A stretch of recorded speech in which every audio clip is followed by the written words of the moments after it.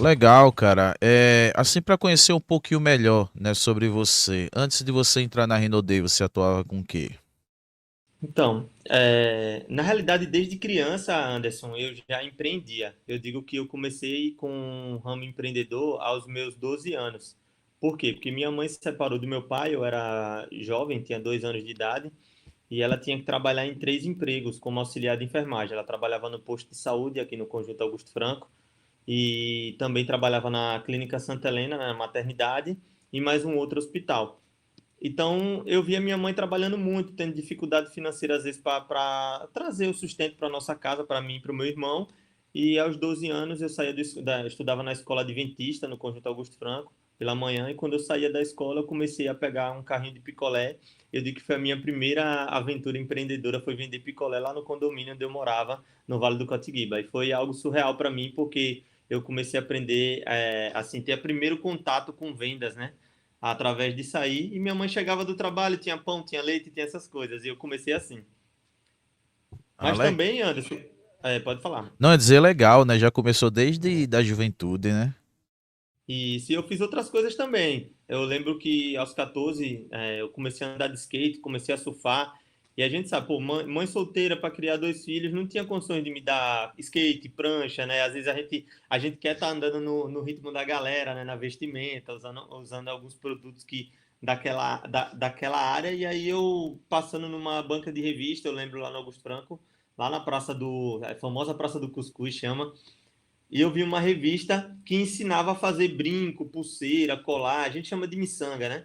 E aí eu peguei, comprei aquela revista, comecei a estudar, fui no centro, comprei os materiais e comecei a fazer, vender na igreja, vender na escola. E ali eu comprei meu skate, comprei minha primeira prancha, né? Comprava roupas ali da época que eram as marcas de surf e de skate, né? Billabong, entre outras marcas que a gente gostava. E aí foi a minha segunda, né, segunda parte ali de empreender foi com isso, vendendo, né, construindo. Eu fazia e revendia os brincos, as pulseiras e os colares. Foi algo surreal. Trabalhei no tradicional também, Anderson. Eu comecei a estagiar com 16 anos na Companhia de Saneamento de Sergipe, né, que hoje é a Iguac, em Aracaju, né?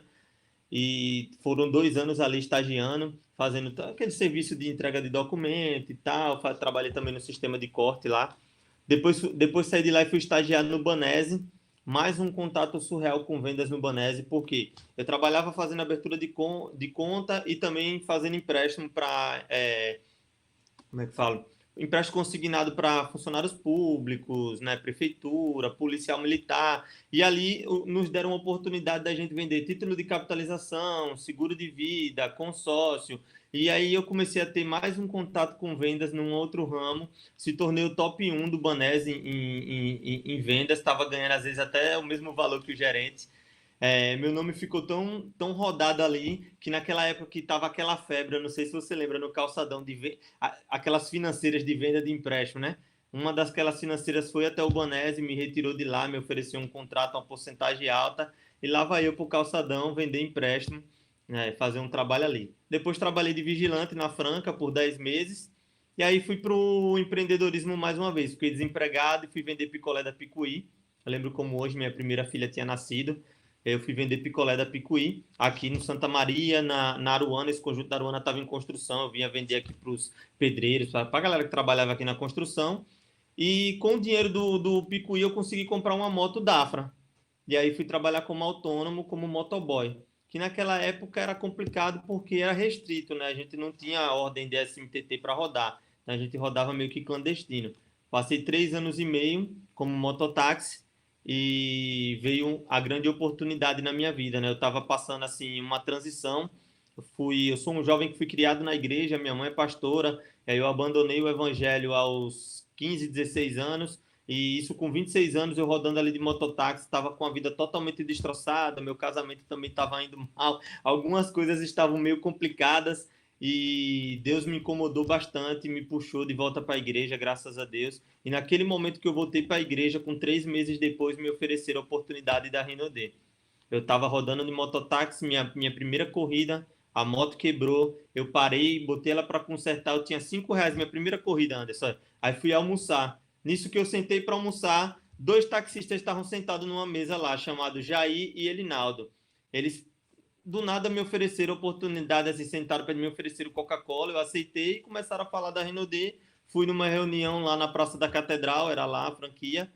Vi o negócio, me vislumbrei com a oportunidade de construção de rede, de renda residual, ou seja, de transformar a minha vida, e comecei a fazer isso muito forte em 22 de julho de 2010. Já vamos fazer 15 anos aí nesse mercado e graças a Deus a gente teve a nossa vida transformada. No mais, só isso, esse é o nosso início. É, rapaz, assim, mas é uma história de superação, né? Todo o processo que você passou até chegar ao que você chegou hoje. Agora vem cá, você entrou na Rinode em 2010, mas durante esse período, né, de 2010 até hoje, né, você conseguiu conquistar prêmios, subir níveis assim que você pensou que talvez não iria conseguir ou seria muito difícil? Quando eu iniciei, né, acho que na proposta inicial do marketing de rede, quando a gente começa, a maioria das pessoas, acho que 99% das pessoas visualizam o nível de diamante, né?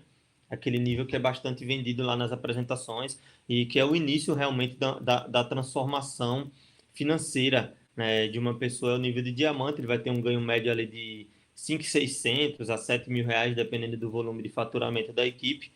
E eu passei 3 anos, acho que 3 anos e 10 meses para chegar a 3 anos, foi 3 anos e 7 meses para chegar ao nível de diamante.